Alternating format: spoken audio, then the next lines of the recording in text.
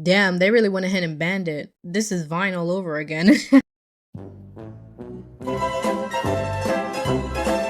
Okay, so long story short, TikTok has been banned. I decided, you know what, this is the kick in the butt. I know I can't cuss on YouTube. That I really needed to start making some YouTube content because I really wanted to for the longest time. I wanted to make video essay-esque type videos. I don't actually want to call them essays because they're like, I feel like it's really professional and stuff, and I'm just a girl rambling in her room.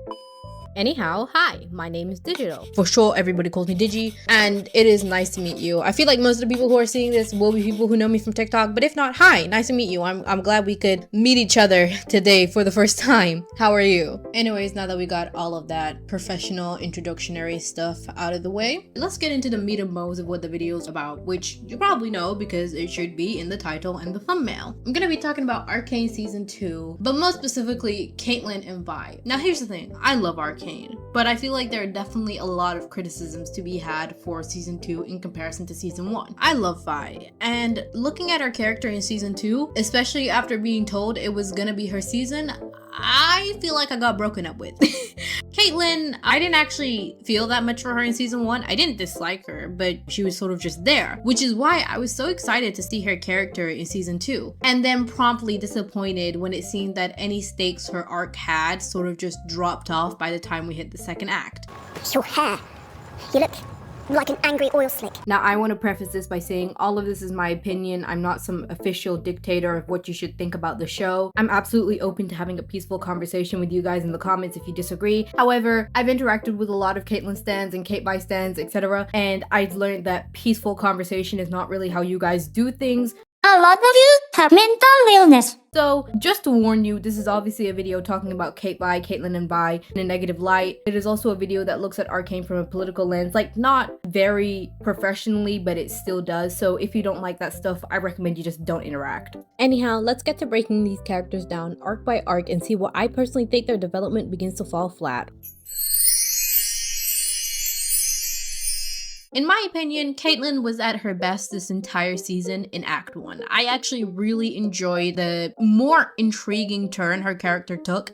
As I said, I didn't really care that much about her in Season 1, which makes sense. You've got all of this stuff going on, and then you have a relatively well put together CAITLYN. So I was ready to see her go down this path of madness, and it delivered. Innocents will be caught in the crossfire. I will lead a strike team into Zorn with 3 objectives. She's losing her sympathy and very much falling into this indoctrination where she doesn't see Zonites as human. To think we nearly extended sovereignty to the creatures who did this. Until we scour our basement of its demons. What kind of animals? There was one line where I was like, ooh, that's really good. I hope they come back to that. And it's when she's talking with Jace saying, I just understand now how easy it is to hate them. It's an acknowledgement that that anger is there. And I was really excited to see it come full circle and for her to understand how her family and how Piltover in general has been complicit in the oppression of Zon. I also like the unfortunate yet realistic irony in the character who was supposed to be representative of the quote-unquote good in the Enforcers in Season 1 be the one to use her privilege against people who she herself learns firsthand have very little choice between Silco and the Council. You know what else reflects on the council?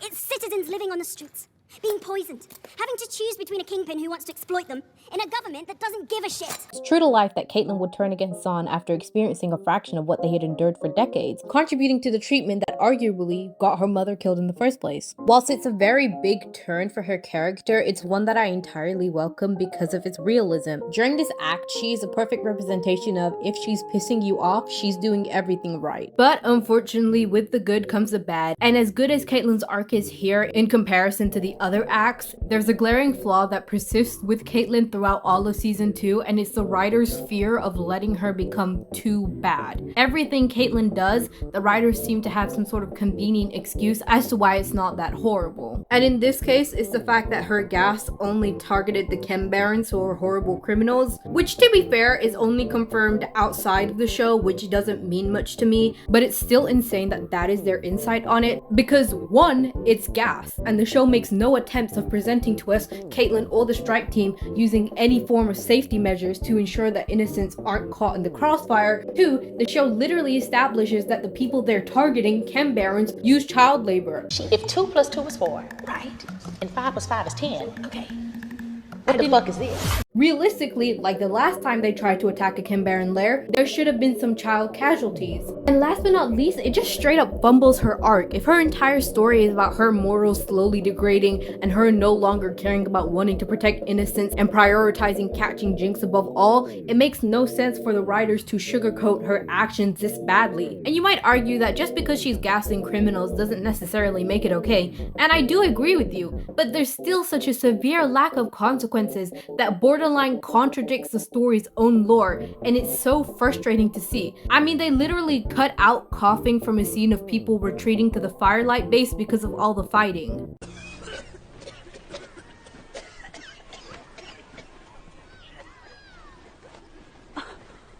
There's so many of them. It's all the fighting. We're gonna have capacity issues soon.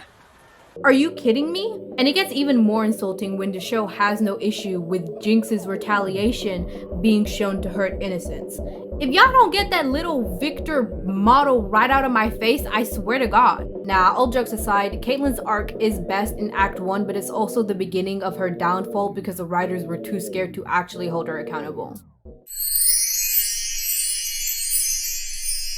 And then we have Vi. Vi in Act 1 is kinda mid. It does kinda suck that the only role she plays before trying to fight Jinx is sort of acting as an emotional relief to CAITLYN, especially because of the fact that she does have her own insane trauma going on. Her sister, the only family that she has left. Well, she also has Echo, but the show pretends that his and Vi's relationship doesn't exist, so I'm also gonna pretend that it doesn't exist. The one thing that kept her going in prison, The only thing that kept me going was the thought of getting back to you. has become a monster far beyond her comprehension. Even if Vi denies that she's gonna take any responsibility for Powder anymore, it's undeniable that she feels guilt for what Powder became. And this is all, within the span of a week after getting released from jail, which I'll remind you because the show won't, she was in for 7 years getting physically abused since she was 15. I'd say Homegirl has a lot, if not just as much going on as CAITLYN, which is why it feels so weird that the show wants to act as if CAITLYN is the only one going through anything. It's not that it's unbelievable that Vi would push aside her own trauma to help somebody else. No, if anything, that's very in character for her. But that doesn't feel like why we're ignoring all of this. Rather, it feels like we just don't know what to do with Vi. And maybe I'm biased because I've seen certain things circulating around this character after the show, but even when I was watching it, certain parts of dialogue, hell, certain scenes just felt like they weren't taking Vi seriously at all, and she was only there to service as CAITLYN's emotional support or her emotional punching bag. In fact, there's one scene that I feel like encapsulates the writers not knowing what to do with Vi perfectly. And it's the scene where Vi grapples with her trauma of enforcers and is offended that CAITLYN would even ask her to join them. And she's so messed up about this to the point where she's literally on the streets day drinking with this random guy. And for some unknown reason, the show puts this weird cartoony iMovie ass music in the background. Joined the Peanut Patrol. And I thought she had no sense of humor. Her dad's right. There's no point in sticking around up here. I genuinely had to pause and rewatch it to be like, what the hell are we doing here? This is not funny to me. This is a genuinely really sad moment. Vi has nothing. Her personalities, her identities, her priorities, they're all fighting within her. And you're out here joking? You're out here making jokes about it? That's another reason why I feel like they sort of pushed Vi's trauma aside, not because it's in character, but rather because they didn't know what to do with her. I did expect her to become an enforcer because I do see that as being in character for her. Again, the whole willing to do anything to save the people that she cares about lives. I really do appreciate they had the scene of her stopping CAITLYN from shooting at Jinx when Isha was on her. Even if CAITLYN wouldn't have missed, that would have essentially been Vi allowing CAITLYN to give a child the same trauma that Vi experienced as a kid, and I just don't think she would have let that slide. But that's really the only notable thing I can say about Vi in this act. She was in character, which is kind of the bare minimum, especially for a media like Arcane. It definitely is a downgrade to the prominence that she had in season 1, but it's not like her inclusion in the story is actively making it less enjoyable for me, so it definitely could be worse. It's just a bit jarring. So overall, these characters individually start off pretty well. Whilst it doesn't reach the heights of Act 1 season 1, it's still very enjoyable. And besides, asking it to do that feels like asking someone to try and capture lightning in a bottle twice. It just was never gonna happen. Let's just hope that they can keep this quality up into the other acts. Again, starting with CAITLYN, she really does start to fall apart in Act 2. My issues with her can be summed up with basically, she's not allowed to be a bad person. The show doesn't let her sit in the bad light of what she's done. It very much tries to push everything onto Ambessa and the Noxians, despite the fact that this is all very much happening under CAITLYN's nose. We literally see her posters up in Zon, but it's just when the bad things really happen, like the police brutality, the unlawful arrest, conveniently, it's never CAITLYN. It's all Ambessa. CAITLYN would never do anything like that. If you want your character to be going down an arc that CAITLYN is going down, you should have the nerve to stand by that decision. I don't want to go into her arc having you guys run PR for her. I don't want to see you guys trying to preemptively be like, oh no, you know, CAITLYN's not doing anything wrong. It's actually Ambessa and she's caught on to all of her tricks and all of this and all of that. Now let's take a character that CAITLYN is often compared to, Jinx, and see how they do her manipulation while still balancing her accountability in season 1. In season 1, yes, it's very clear that Jinx has been groomed and molded by Silco into becoming the gun blasting maniac that she is today. But they don't try and use it as a cop-out and say that everything Jinx has done is actually all Silco's doing. None of it is actually her fault. It's actually all Silco. Of course, these are two very different situations, but still, you know, I feel like season 1 has a much more grounded reality of a character being manipulated into doing bad things, and that is the fact that just because you're being manipulated shouldn't absolve you of what you're doing, whereas season 2 takes the approach of it's sort of bad, but also at the same time, let's just blame all of the Noxians for it. And also, again, back to the manipulation, it's like the show can't even decide if she's being manipulated or not. The first time we see an instance of this manipulation is essentially Ambessa giving CAITLYN the equivalent of a "you're better than me" speech. Personally, I wouldn't let that slide speech. Arrests require cause. Maybe I underestimated you. Maybe you have the strength I do not. To forgive and trust in tomorrow. Now that's not to crap on the dialogue for the scene because it is very powerful, but it's also rendered pretty useless by the fact that CAITLYN is obviously not falling for Ambessa's tricks. In turn, this makes it feel like the only reason she relents after the most mild pushing ever is because she's genuinely placing finding Jinx over the suffering of all of these Zonites. Which is fine, but doesn't exactly help to make a sympathizable character. It's so jarring because it feels like I'm being force-fed two entirely contradictory narratives at the same time. Coming on the choo-choo train on the left is this idea that CAITLYN is a young woman who's grieving and easily manipulated because she's vulnerable. But coming on the airplane on the right is this idea that CAITLYN is this independent girl boss who can see through all of Ambessa's tricks and plots. Riot, I only have one mouth. I can only eat one of these narratives at a time. If they wanted to emphasize the vulnerability narrative, why not show that? Why not have her physical appearance deteriorating? Why not show just how much her mind is broken, and that's why it's so easy for Ambessa to take advantage of her? This might sound blasphemous, but sometimes you need a little more than a few micro expressions to convey a story. And if they wanted to go for the independent narrative, why not have her investigate behind Ambessa's back? I mean, we've already established that there's a spy in Piltover. How did they sneak so many of these things into the ceremony? I thought we took every measure to secure it. They must have had help from someone up here. Why not have her check that out, instead of just having her do a 180 like a sleeper agent halfway through the act? Why is peace always the justification for violence? Beyond just using words, show us with her own agency that she doesn't trust Ambessa. And you know what's crazy?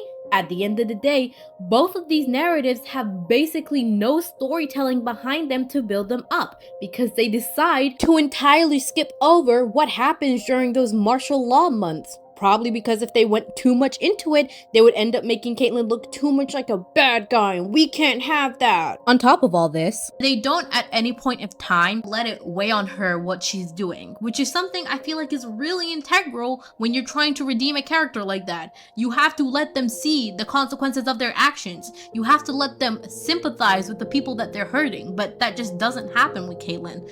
And apparently, on top of that, CAITLYN is a sleeper agent for some reason, and all of the hatred she had for Zon Knights, or if not hatred, then at least apathy, to the point where she's allowing these people to get beat in the streets and be sent to jail without reason, without doing anything more than giving Ambessa a mild reprimand. You could call it off.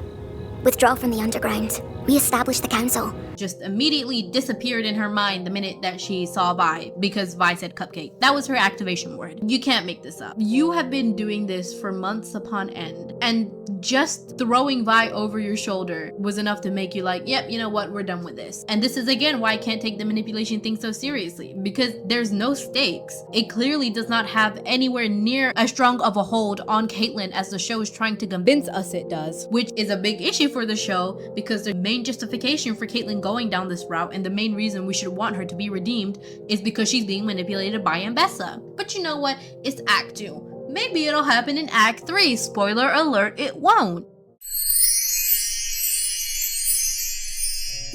Vi is more of a mixed bag in Act 2. She's better than she was in Act 1, as in she's more enjoyable, but I just don't know. It feels like she's going through all of the motions that her character needs to go through, but I don't feel emotionally connected to her. Like, yes, by surpassing her need to always be the protector puts the sisters on a new level of understanding. This is good, but the way they go about it feels oddly monotone, maybe rushed. I don't know how to put it in the words, but it just feels like Vi isn't there. Maybe it's because we have no reason to believe that this is a genuine understanding that Vi is coming to, and not just another example of her running to the nearest person who's gonna give her love. Which brings me to my next issue. Vi is literally not allowed to be alone in this show. It makes sense in season 1 because she just got out of jail. But in season 2, there's this weird insistence that she either needs to be with CAITLYN or Jinx at any given point in time. The two can be away from her, but she cannot be away from them. Even when she's given ample opportunity to be by herself, they reduce it to a 2-minute montage, which is a frequent issue in season 2, taking really important moments and reducing them to music videos. And I feel like, unfortunately, because of this, Vi feels like she hasn't earned that level of understanding with her sister yet. Maybe if they had swapped out the montage for even 5 minutes of Vi having some introspection, some reconciling with herself, it would have felt more natural. But they don't, and thus it doesn't. But that's not even the only issue. One of the weirdest things in Act 2 is how unresponsive Vi is to her surroundings. In this case, Isha. Isha is basically a walking recreation of Vi and Powder's relationship when they were younger. Yet, for some reason, Vi is entirely indifferent to Isha's existence. And when she's not being entirely indifferent to Isha, she's just straight up out of the way for scenes that are direct parallels to young Powder and Vi. Scenes that would have been great teaching moments for the sisters. Powder. You kind of remind me of her. Did Savika put you up to this? If you had Vi acknowledge those scenes, I could have genuinely believed that they came to a new understanding of their childhood, with Jinx understanding why Vi wanted her to stay home, and with Vi understanding why Powder wanted to be so involved in the first place. I mean, Isha was already a plot device. You might as well use her to her full capacity. But no, it's more important for Vi to eat this weird fruit-licking thing, get thrown over Caitlyn's shoulder, and have her own sleeper agent activated. Hey, I know the last time we saw each other, I hit you, left you in the pipe works, and then put your city into a borderline apartheid state. But can you do something very dangerous for me? Sure. I'm telling y'all, that Pilty Bunny mind control, that's something else for real. Jokes aside, it does make a lot of sense for Vi to take back CAITLYN if we're looking at their relationship from an unhealthy perspective. I will talk about that more in the CAITVI section of the video. But if we're genuinely to believe that Vi's had emotional growth and development, then she should at the very least have way more animosity towards CAITLYN than she does. Here like where I landed when this rich, unhinged mongoose just tackled me? But Digi, she doesn't fully trust CAITLYN. That's why she uses Jinx as a contingency plan. Yeah, but then she also trusts CAITLYN enough to put her in handcuffs, something that she should have severe trauma from, despite not having any reason to believe that CAITLYN wouldn't betray her right there and then, but whatever. We haven't even gotten to the CAITVI section of the video, and you can already tell that I'm getting tired of these two.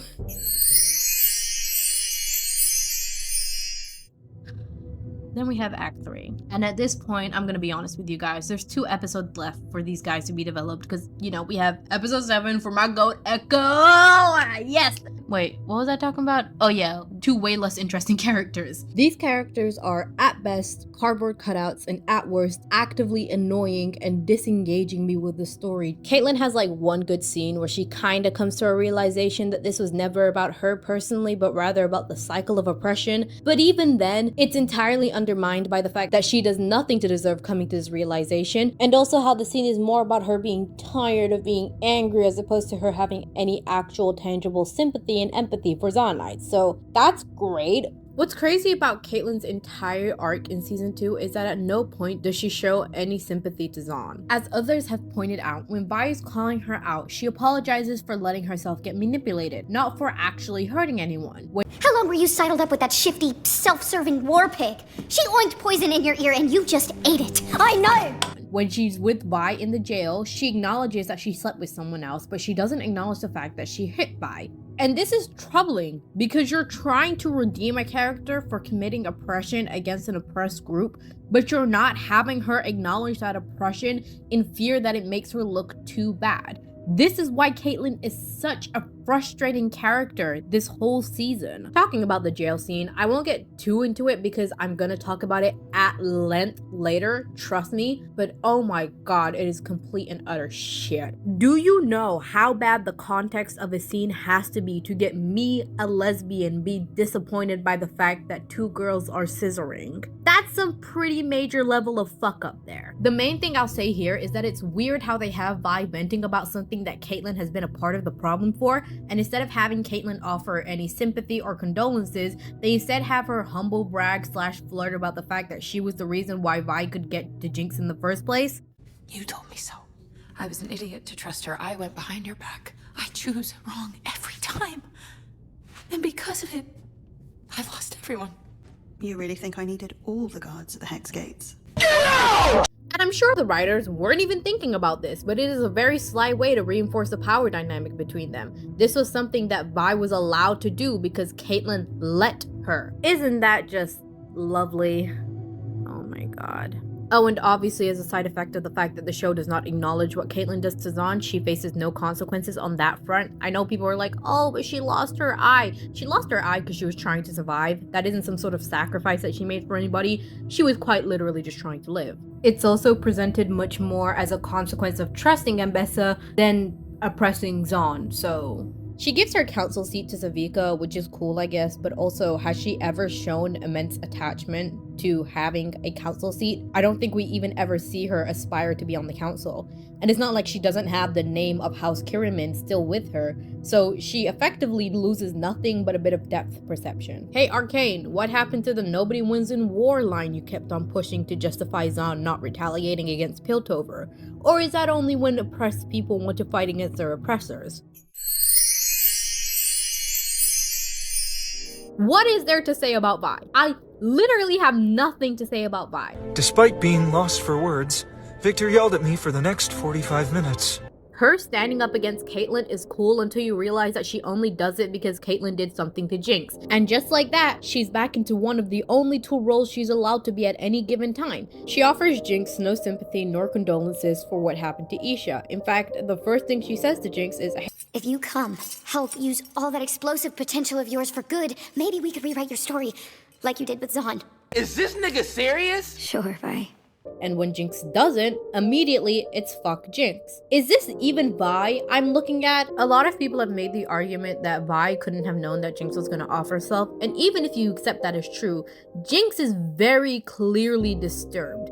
For the first time any of us has seen it, her hair is out, she's cutting her nails, she's not eating, she's never looked dirtier in her life. I mean, put it this way, your little sister who you know is mentally unstable, all of a sudden gives you the blessing to be with someone that she's vehemently hated. You don't think something is up? Maybe she wouldn't have known she was going to kill herself. But if the writers genuinely want us to believe that Vi is so stupid as to not understand that Jinx is clearly suffering right now, I don't think they should be writers. I think the worst thing about this is that it really is representative of just how far the sisters storyline fell from grace. Bit of a tangent, but stick with me. In both season 1 and season 2, the sisters' relationship has this doomed feeling around it. Like, no matter what they do, they're never going to be able to be together. But it's so much more well done in season 1 because they don't just rely on external factors to separate the sisters. Because at the end of the day, no matter what is going on around them, the two sisters have suffered too much to be able to just walk back into each other's lives and go back to normal. I mean, that's literally what Jinx's speech at the end of season 1 is about. I thought maybe you could love me like you used to. Even though I'm different. But you changed too. And in season 2, they try to replicate this hopeless feeling and make you think that these two can't be together no matter what. But instead of using the same dysfunction that they showed us in season 1, they rely on these contrived and frankly annoying occurrences to pull them apart. In Act 1, I can get behind. Vi isn't really ready to unpack her feelings about Jinx. Jinx isn't ready to unpack her feelings about Vi. Boom, Vi gets blown away by a massive gust of wind. Feels a little Deus Ex Machina, but hey, it's the first time, so I'll let it slide. And then comes Act 2, which serves as the perfect time to hammer in why these two can't have a functional and loving relationship. Except they actually have a pretty decent one, and the only reason they get separated is because their dead dad starts vomiting lava. But the most egregious way to force separate the sisters, in my opinion, is this. Whilst Vi may not understand Jinx all the time, she's literally someone who's characterized by her love. So to have her prioritizing the war over her sister out of all of the characters literally makes no sense. And I honestly start to feel kind of bad for the animators at this point because you can tell they're doing their darndest to break out of the shackles of this not so great writing. In terms of body language, yes, Vi is doing everything we would expect her to do at this point. She's being comforting, she's being loving. This is very in character for her. But the words coming out of her mouth just do not align. This is not even me saying that Vi should have chewed the doors down and ran to find Jinx. I'm okay with Vi not chasing after Jinx. I'm okay with the prospect of her being selfish. But that just isn't what this scene is. This isn't even Vi choosing herself. She doesn't have a choice. Jinx locked her up. And even if we are looking at it as a choice, it's one that is fueled by an entirely forced misunderstanding. What are you gonna do? Break the cycle. I really believe she'd help. Say it. You told me so. Kind of a weird comparison, but stay with me. It's kind of like how in the final episode of Hello a Boss, where Octavia is confronting Stolas, she has every right to be mad at him for being a bad dad. It wasn't my choice! It was your choice. You chose him! But then the writers have her bring up the pills in such a nonsensical conclusion that it just takes you out of the moment entirely. And you needed these! Was this my fault that you needed these? In the same way, there are so many feelings Vi could have towards Jinx that would be entirely valid, but this is just so far from reality and makes no sense for the character arc, albeit very little, that Vi has had up until now. Even if the second act was rushed, which it is, to me, it makes their time together basically useless because Vi is back to square one. Also, I'm sorry, is this not the same character that they established to be very apathetic to the political settings around her? Why would she suddenly give a fuck about the war? Vi has always put her family above anything else. We can just go. We'll leave and never come back.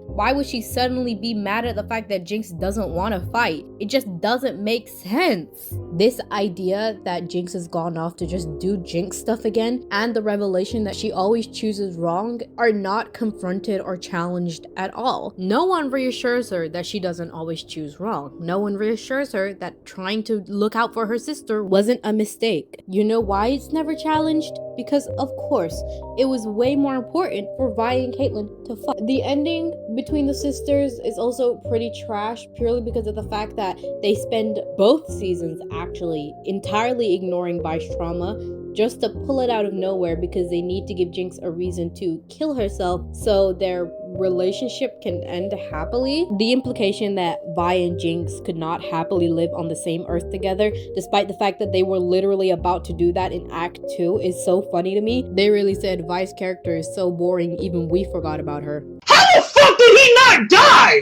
Alas, 'tis the way the cookie crumbles. Then we have the final scene in which Vi has truly succumbed to the Pilty Bunny mind control. Like, that woman is in the sunken place, as she declares that she is the Dirt under your nails, Cupcake.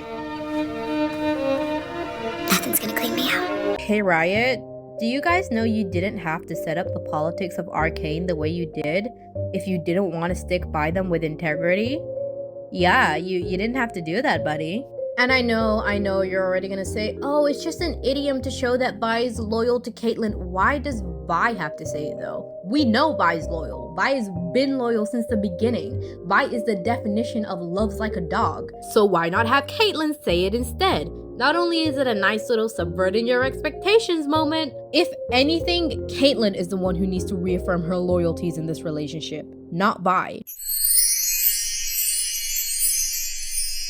So that's all I feel I have to say about these characters in season 2 individually. But as you can probably tell, I also have quite a lot to say about their relationship, which I will refer to as CAITVI. See, unlike the characters as individuals, where I was disappointed but still had some overall great moments from them, I was just thoroughly disillusioned by CAITVI throughout the whole of season 2. But before we talk about that, we need to talk about them in season 1. See, the issue with Arcane only having 2 seasons in which I feel like the latter was much less well written than the prior is that things that I might have subconsciously skimmed over in season 1 because I expected them to be expanded upon or resolved in season 2 now become much more glaring issues in hindsight. I will preface this by saying I absolutely adore season 1, but unfortunately, because of the way that season 2 panned out, there are a few things I'm looking at a little wonky now, and CAITVI is one of those things. The long and short of it is that the show sort of skims over what should be Vi's trauma from being in Stillwater and being physically abused since she was 15 for 7 years straight in order to make CAITVI make any logical sense. The most acknowledgement we get of her suffering in jail are these little sarcastic quips that she throws around.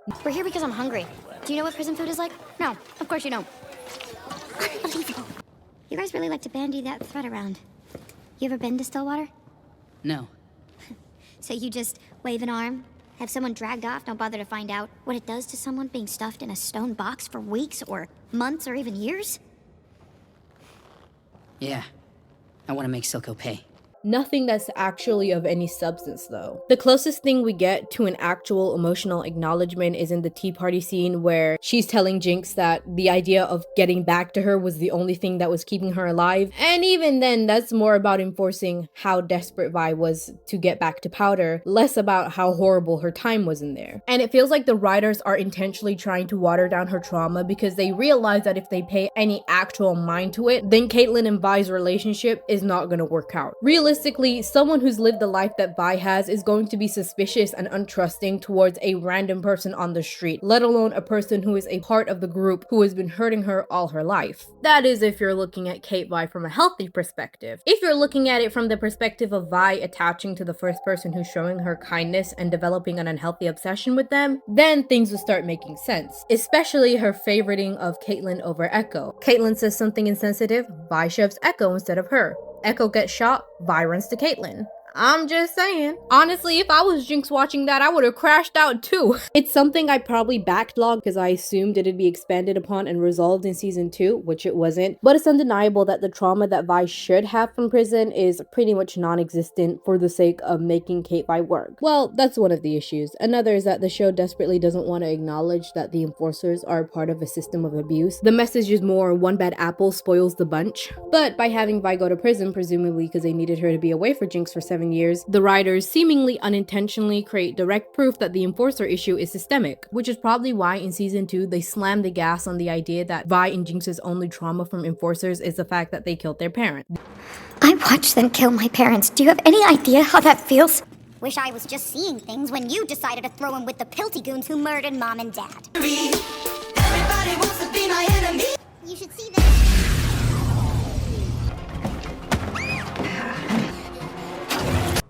You want us to have a chat with her? this can be perceived as a single issue, as opposed to the way that we see enforcers abuse people in Act 1 of Season 1 and the fact that they sent Vi to jail and abused her there. Hence why the show doesn't really talk about those events as much. But hey, that's just my theory, and that was a tangent, so let's get back on track. Aside from Vi's trauma getting pushed away for CAITVI to work, and the weird neglect of her established relationship with Echo in favor of CAITLYN, CAITVI is overall a pretty cute ship. If Season 1 had more time to develop them, because realistically they only have, what, 5 episodes to be developed, I could get behind it. And to me, that's what Season 2 was meant to be. It was meant to be developing a relationship that had just began to blossom. Boy, was I wrong. Maybe I'm just too used to slow burn, but the fact that it seems that they're already in a fully fleshed, established relationship from the beginning of the season threw me off a tiny bit, but honestly, in comparison to everything else that's wrong with Season 2 CAITVI, that's a nitpick. Anyways, onto the actually weird stuff. The thing with CAITVI in Season 2 is that every choice the writers make between these two characters feels like it's made to intentionally tell a toxic story. And I personally wouldn't have an issue with that if they acknowledged the story was toxic. All representation matters.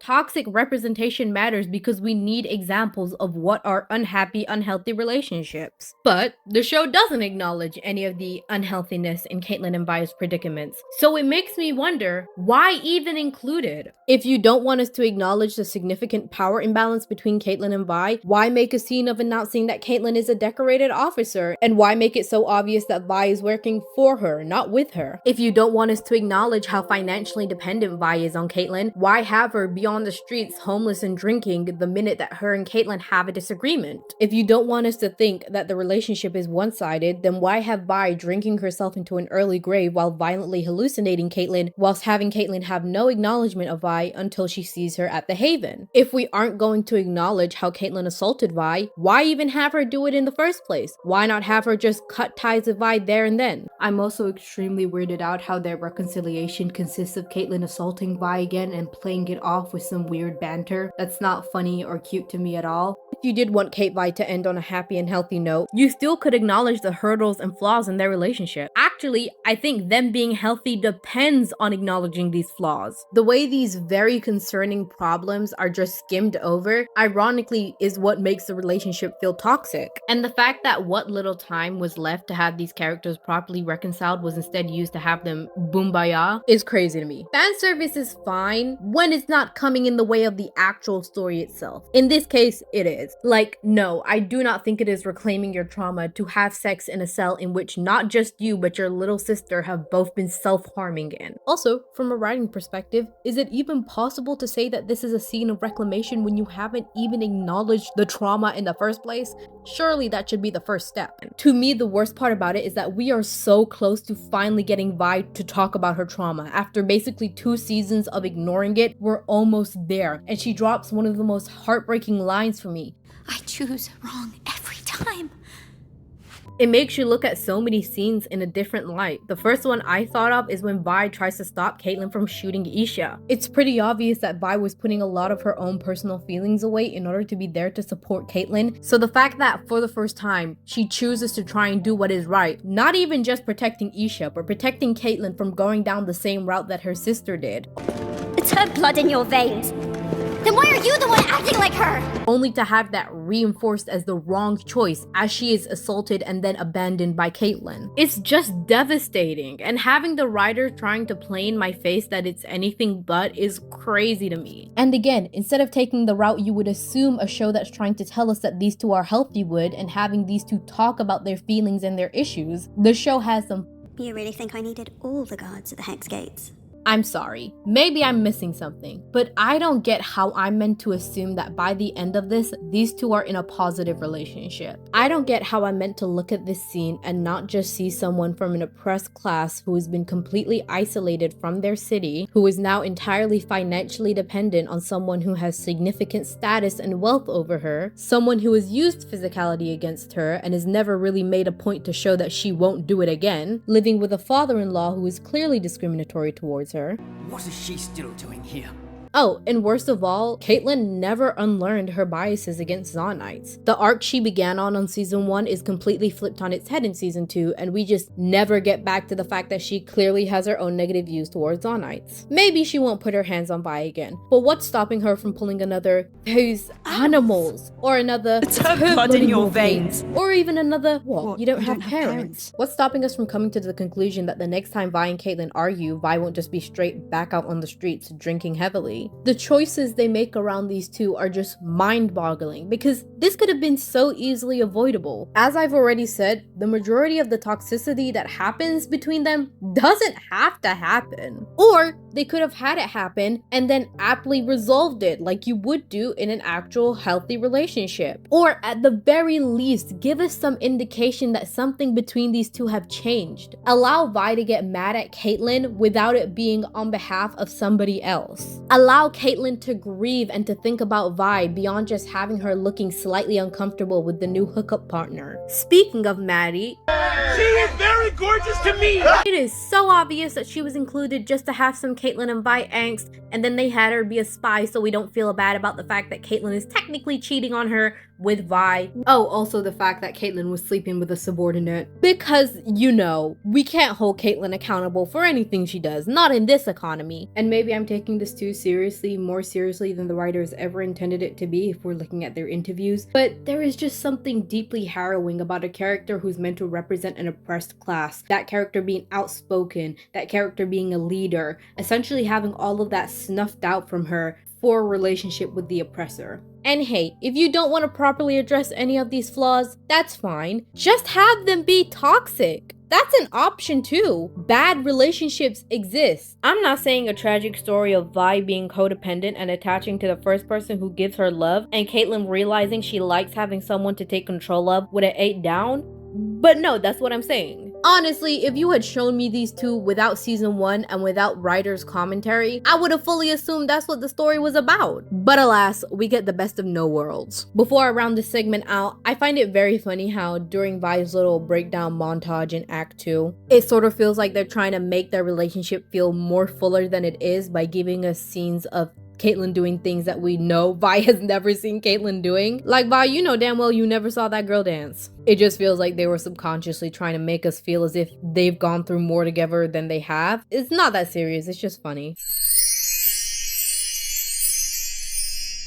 Okay, it's all well and good to be negative and say that everything sucks, but let's try a different angle. What could we have done to make these two work better in the time frame that season 2 gives us without changing too much of the story? Immediately prefacing this by saying, this is just for fun. I'm not a professional writer. The only professional thing I do is writing AO3 fanfiction very sporadically. This is not like an AO3 or JJK rewrite where I think I'm hot shit and better than the actual writers themselves. Don't worry. Now that the pitchforks are down, hopefully, let's get into it. As I've previously stated, Act 1 was pretty solid. I think the main changes for it would have to come from Vi, specifically paying more attention to her trauma. Yes, CAITLYN is going through a bad time, so is Vi, and I feel like you can acknowledge she's pushing those feelings down whilst also making it known that those feelings exist. Instead of playing off her feelings as a joke, maybe have a scene where she's by herself and that's the only moment where she feels like she can cry. I think it could also help to contribute to CAITLYN's downward spiral in a more subtle way, showing that she's letting Vi's trauma go under the radar. I feel like the conclusion that she comes to about having to kill Jinx is always going to be rushed, but there's not really much we can change about that in one act. And then CAITLYN, once again, pretty solid all around. I don't know if it's necessary to have her guest on, especially if we're not going to show the consequences of it, but if you are insistent on having her do it, show the consequences of it. Don't pull any punches, because that's very aggravating to watch. Now, the final scene with her and Vi could go two ways depending on what you want the trajectory of their relationship to be. If you're going for a happy, healthy relationship,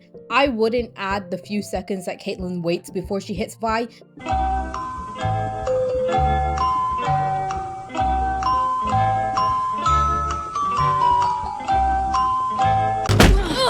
Because that makes it so much more malicious, as if she waited and thought about it and then did it. I'd have it be a moment of panic, because yes, it's still not justifiable, but it's significantly more understandable. However, if you are intending for a toxic relationship, keep it as it is. Moving on to season 2, let's start with CAITLYN because she has a lot to unpack. First things first, sort out the whole telling us and not showing us issue by using the spy threat that was brought up in Act 1.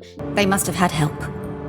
From someone up here. And having CAITLYN investigate it because, as established in season 1, she's also a detective. It feels like a really nice and subtle way to introduce agency back to her character. Along with that, let her mourn and let her be emotionally vulnerable to Mbessa. I think that's definitely going to make her a lot more sympathizable instead of just coming right out the gates being like, oh yeah, she totally catches on to all of Mbessa's tricks. But most importantly of all, make her face the damage that she's caused to Zahn with her own eyes. Make her realize that in the pursuit of trying to catch one Jinx, she probably created 50 more. You think it's a copycat?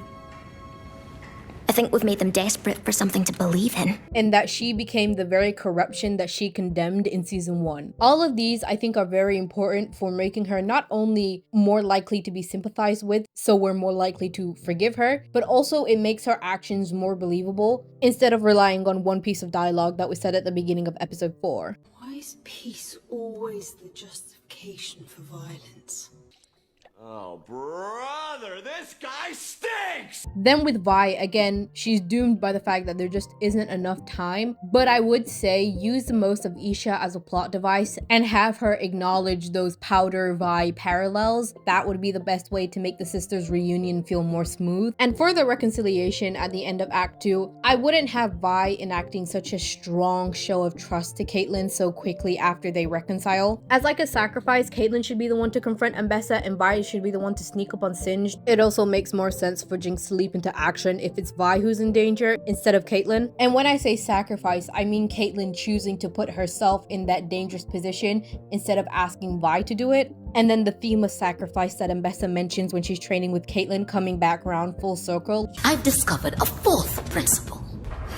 Sacrifice. Showing that CAITLYN's ready to sacrifice for Vi. Like, how cool would that have been? Now, again, if you're going for a toxic or unhealthy route, you don't really need to change much, especially with CAITLYN's character. In fact, I think her empty words and her not actually doing anything to protect Zahn, or her not thinking about Vi until she comes across her path, could actually end up painting a really malicious picture of someone who is a user if you really leaned into it. You could have the reconciliation be a cover-up for the fact that CAITLYN wants to use Vi because she knows that she can't beat Mbessa, and she knows that Vi will come help her immediately. And then we have Act 3. See, if we acknowledge CAITLYN's actions explicitly in Act 2, the conversation with Jinx in the jail cell actually becomes much more satisfying because it's the final piece of the puzzle of a puzzle we've actually been making, instead of one that just randomly showed up half completed out of nowhere. Jokes aside, CAITLYN finally coming to the realization that it was never about her personally, but rather about the system that they were all born into, is the perfect final conclusion she needs for this arc. As for Vi, you could very much turn the scene into where she finds Jinx into an intentional choice, and yes, I actually mean choice, not situation she's forced into this time,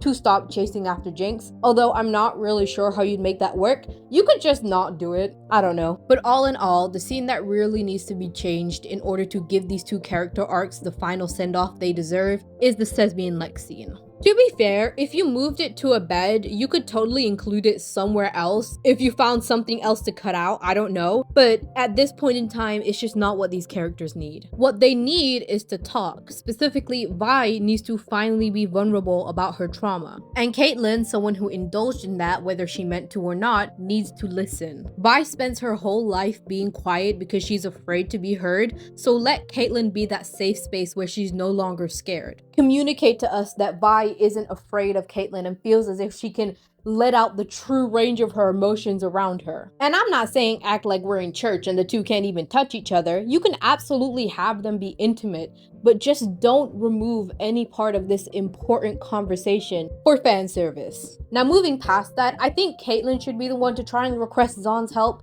I think it removes the impact of it if it's Jace, because he didn't really do anything other than give CAITLYN weapons, which we never get back to, by the way. Victor's dying. I think it has something to do with gases in the fissures where he grew up. Exactly the sort of thing we wanted to fix with Hextech. Rather, having it be CAITLYN really lets these consequences set in and shows you that they're long-term, having to be faced with the possible demise of her city and realizing that ultimately it is her fault. I honestly don't know what to say about Vi during the war.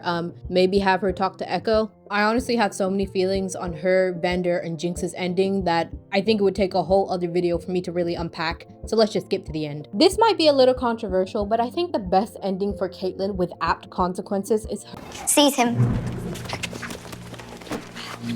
Cut his throat. her being stripped of her wealth and her name.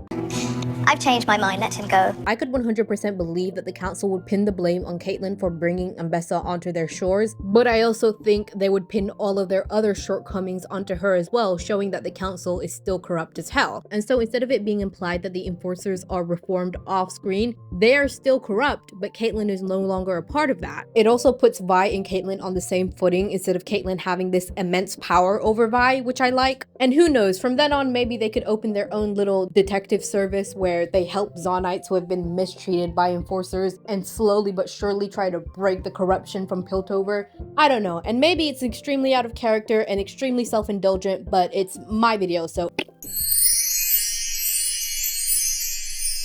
Originally, I was gonna end the video here and just give a few final thoughts and close everything out. Here's the thing about that. As you can probably tell from the intro of this video, I started this ages ago. And in the meantime, I was placating myself by posting a few of my CAITLYN and CAITVI takes on TikTok, and I eventually ended up majorly pissing off the fans, specifically on Twitter. And I'm not gonna act brand new, crazy fans of characters have always existed, but these fans in particular were on the more wackier side. And by wackier, I mean death threats, racial slurs, everything under the sun really. And I don't bring this up to throw myself a pity party, frankly, because I don't think you should ever take the words of somebody who's unironically on an Elon Musk app seriously, but I want to unpack this defensiveness and see where it really comes from. The first and most obvious factor is that it is lesbian representation, and whilst that doesn't give people a free pass to be horrible, I understand why there's such fierce protectiveness over it, because our representation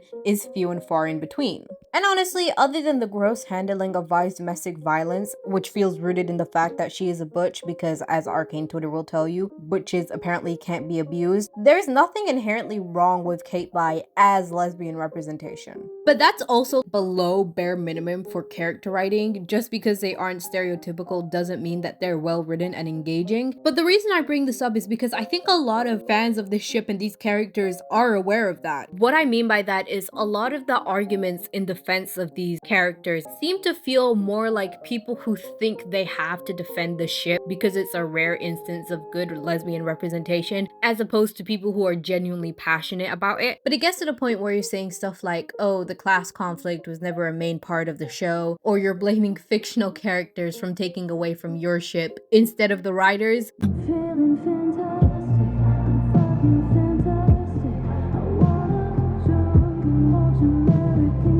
Criticism of their ship, bigoted in every different flavor you can manage, or just straight up saying criticism shouldn't be a thing. That doesn't sound like the behavior of somebody who's confident in the quality of something they like. That sounds like someone who realizes the more you poke at it, the more it's gonna come undone. And it's so often that these people almost reach the point and then they just fly over it like we're in long jump. Instead of calling people misogynistic for criticizing this female character, saying, well, I bet you don't hate insert male character, why not ask why the writers put so much more effort and delicacy into writing that male character than they did that female character? Instead of calling people homophobic for preferring Time Bomb over CAITVI because Time Bomb came out of nowhere, why not question the writers in which they put so much time and care into a ship that took up like 15 minutes of the show, as opposed to the main ship that they had a whole season to develop? To elaborate on this a little further, let's compare all of the romantic relationships' substance compared to CAITVI. I don't ship J-Vic, but I'm gonna consider it a romantic relationship for the purpose of this, so just stick with me. Jace and Victor literally get cosmically bonded and sent to the ethereal plane after Jace tells Victor how perfect he was the entire time, after Victor literally tried to kill a shit ton of humanity. Echo leaves what is basically heaven to him, and yes, of course, it's to come back to the tree and everything, but despite having no reason to, he also goes back to Jinx, and he is the only one who manages to talk her off that ledge. Despite everything, he embraces her for who she is. Even Jace and Mel, who have essentially been in a different universe from each other this entire time, have more emotional and drawing dialogue. This blood is alien to me, yet it has dictated the course of my entire life. I'm no more than a passenger. There is no force in this world that can control you. You will never be a passenger. Then CAITVI, who get them meeting out of convenience despite them being the only romantic relationship who are actually in the same universe as each other for the entirety of the show. A half-baked sex scene, and an ending where Vi basically confirms that she is beneath CAITLYN. If I didn't know that the writers of the show were so anti-AI, I would literally tell you with my full chest that every piece of dialogue between CAITLYN and Vi post Act 1 is written by AI. That's how lifeless and awkward and dull it feels. Yes, obviously some people criticizing, I don't even want to call it criticizing, hating on CAITVI are homophobic. But at some point you have to see what's in front of you, and what's in front of you is the fact that the writers, for whatever reason, did not see the main relationship in the show as a priority and shafted it. And you can't take that out on the fans who see that.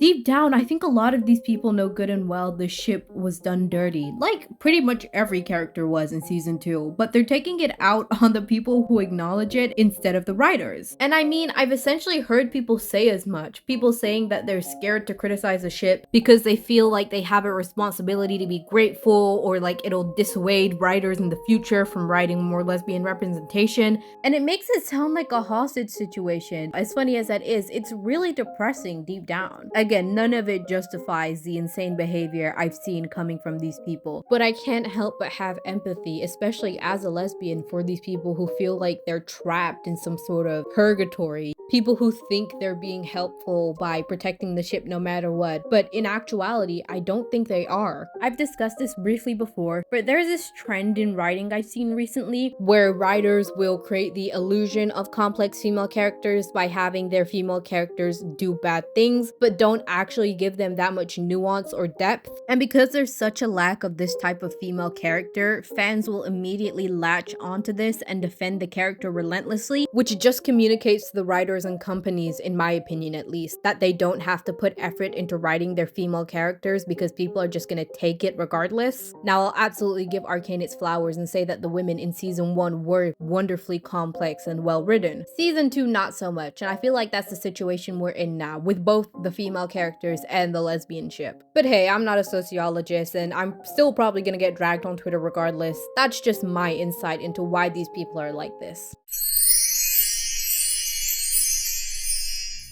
But yeah, that is my very first YouTube analysis done. I mean, I don't think the Owl House power scaling video counts as an analysis, so this is the first one technically. But that was really fun, albeit insanely tiring to edit. I'm so sorry for the constant changes in mic quality. I don't know why I didn't test out the options I had before I started recording the video, but I was too lazy to re-record the sections once I found the one that fits best. Hopefully, if I ever make any other speaking videos in the future, I will keep that in mind. And in spite of how harshly I speak about the show, I do love it, and that's why I'm so passionate about being disappointed by season 2. I promise I'm not some grumpy old troll under the bridge who just wanted to hate on season 2 the minute it came out. I really did have high expectations for it. And to be absolutely fair, season 2 is still fun when you're not paying that much attention to it and not crying about how good season 1 was. But in terms of quality, even without comparing it to season 1, it just wasn't that great. And I know there are a lot of video essays on why season 2 is really bad. Don't think that you have to hate it all of a sudden. Whether you do or don't think it's bad, you can absolutely still find entertainment in season 2, and at the end of the day, that's the point. If you're like me and were disappointed in season 2 and found this video cathartic, I'm absolutely glad. And if you're not like me and you loved season 2 and especially these characters,